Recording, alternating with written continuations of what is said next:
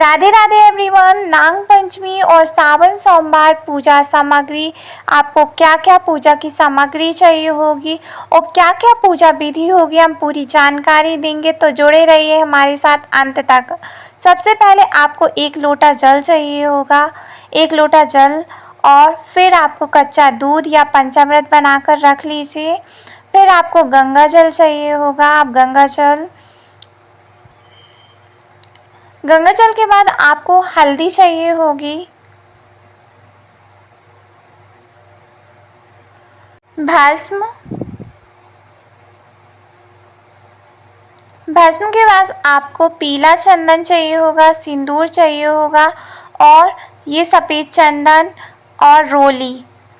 और आपको इसके बाद चावल चाहिए होंगे, चावल टूटे हुए नहीं होने चाहिए। मिश्री चाहिए होगी भगवान को भोग लगाने के लिए। और आपको चाहिए होगा भांग और कच्चा सूत चाहिए होगा, मौली चाहिए होगी आपको, दक्षिणा के लिए कुछ पैसे चाहिए होंगे आपको, और एक दिया चाहिए होगा। तो आप इसमें घी डाल लेना, घी का दिया बना लेना।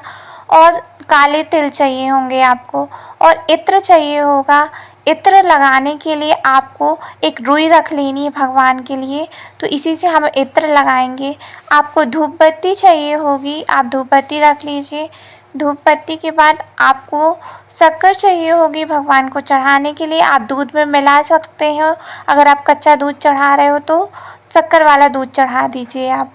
इसके बाद आपको सफ़ेद फूल चाहिए होंगे। सफ़ेद फूल के बाद आपके पास सदा सुहागन के फूल मिल जाए तो बहुत अच्छा। और नाग पंचमी के दिन ये वाले जो फूल है ना, ये अपराजिता के, ये विशेष रूप से नाग पंचमी के दिन चढ़ाइएगा आप लोग, और ये ज़रूर लेके आए ये वाले फूल।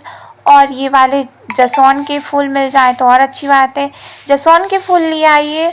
और गुलाब के फूल ले आइए आप लोग, जितने आपको मिल जाए।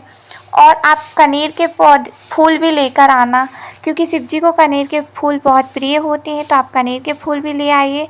और अगर आपके पास ना हो तो कोई भी फूल ले सकते हो आप, जो आपको मिल जाए। और बेलपत्री ले आइए। जब भी आप बेलपत्री के वृक्ष से बेलपत्रियाँ तोड़ें तो इस बात का ध्यान रखें कि वृक्ष को कोई नुकसान ना पहुँचे, और पत्तियाँ साफ सुथरी हों, कटी फटी ना हो, क्योंकि चढ़ाने के लिए चाहिए। और ये रही हमारी पूजा सामग्री। अब हम बताएंगे आपको पूजा विधि। इस बार नाग पंचमी सावन सोमवार में पार्थिव शिवलिंग पूजा विधि। आपको पार्थिव शिवलिंग में नाग देवता जरूर बनाने हैं, बिना नाग देवता के पार्थिव शिवलिंग ना बनाएं, क्योंकि इस दिन नाग पंचमी भी है, तो हम नाग देवता की भी पूजा करेंगे। सबसे पहले आपको हाथ में अक्षत फूल लेकर संकल्प ले लेना है कि हम नाग पंचमी और सावन सोमवार के पूजा करने का संकल्प लेते हैं। और इसके बाद आपको एक जोत प्रज्वलित करनी है। तो जोत प्रज्वलित करने से पहले आपको थोड़ा सा आसन दे देना है दिया को, तो आप नीचे थोड़ा सा आसन दे देना जोत को। उसके बाद आपको भगवान का जल से अभिषेक करवाना है। जल से अभिषेक करवाने के बाद भगवान को कच्चे दूध से अभिषेक करवाइए। कच्चे दूध से अभिषेक करवाने के बाद भगवान को पुनः जल से अभिषेक करवाइए। 3 बार आपको अभिषेक करवाना होगा। फिर आपकी थाली में जो भी अक्षत हैं, भगवान को अक्षत अर्पित कीजिए, अक्षत टूटे हुए ना हों। उसके बाद भगवान को शक्कर अर्पित कीजिए।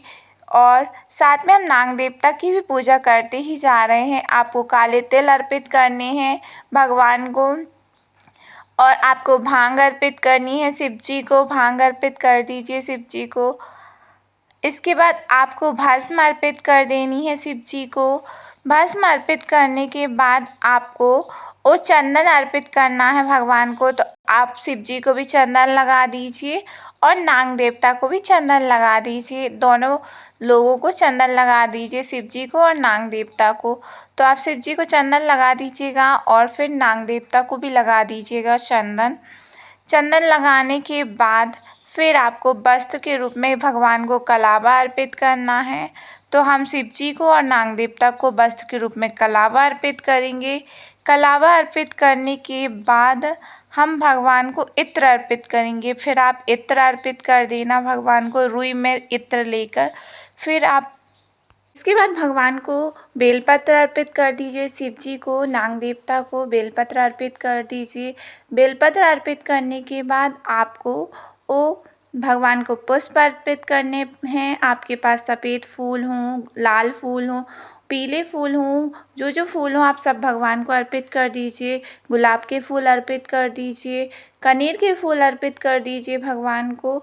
और इसके बाद हम भगवान को जो फूल है आपकी थाली में वो सारे फूल हम अर्पित कर देंगे।